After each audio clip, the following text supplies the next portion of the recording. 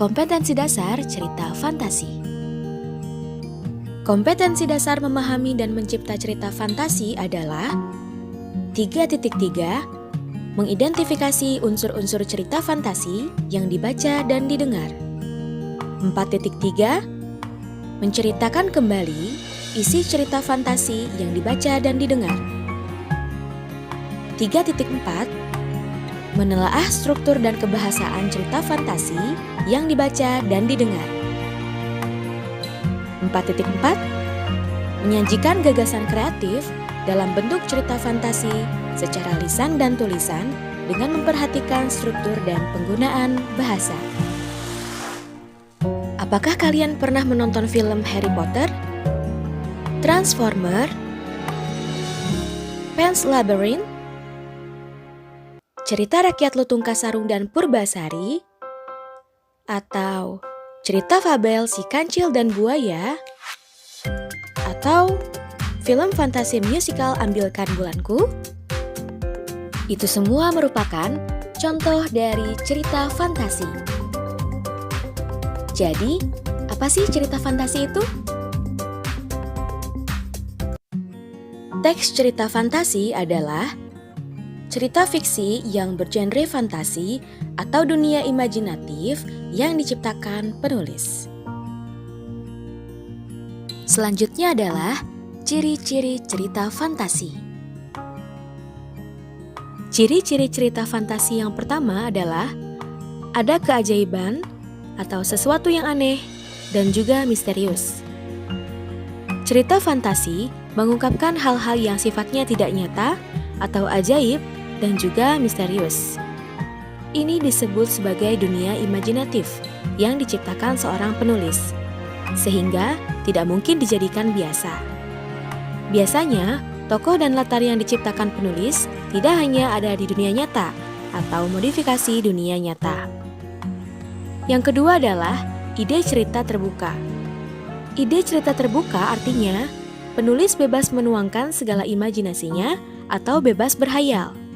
Tidak ada batasan terhadap realitas atau kehidupan nyata, sehingga penulis atau pengarang bisa mengembangkannya dengan sesuka hati.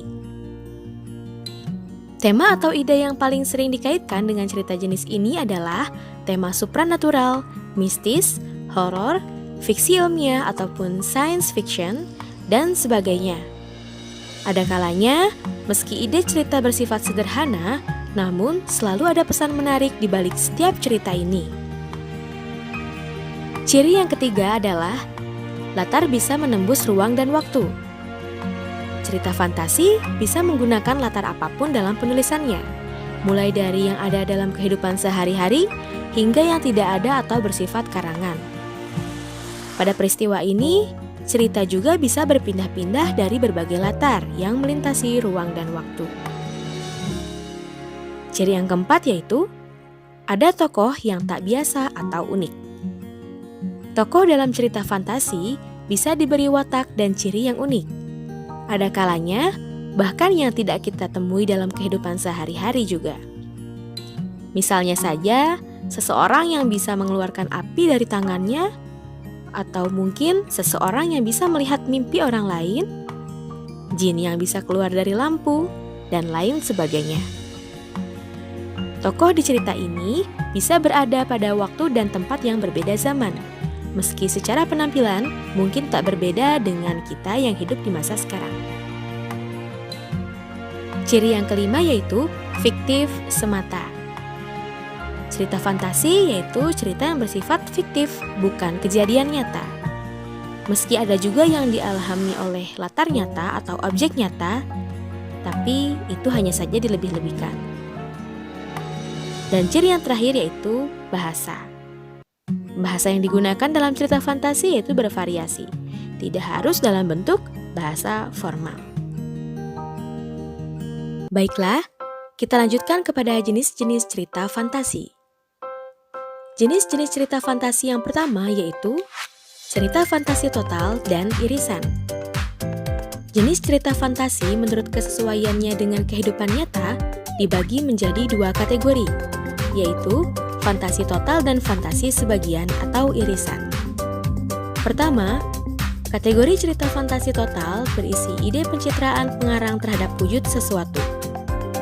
Pada cerita jenis ini, semua yang terdapat pada cerita tidak akan pernah ditemui dalam dunia nyata. Misalnya, cerita fantasi Negata digolongkan sebagai fantasi total penulis karena semua nama orang, nama objek, nama kota berasal dari buah pikiran imajinatif pengarang.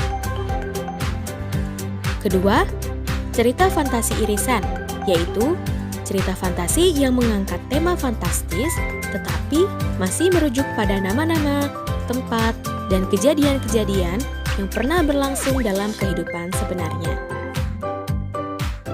Jenis cerita fantasi yang kedua yaitu cerita fantasi sezaman dan lintas waktu. Berdasarkan latar cerita, cerita fantasi diklasifikasikan menjadi dua tipe, yaitu latar lintas waktu dan latar waktu sezaman. Latar sezaman adalah latar yang dikondisikan dalam suatu periode waktu saja, tanpa fantasi masa kini, fantasi masa lampau, ataupun fantasi masa depan.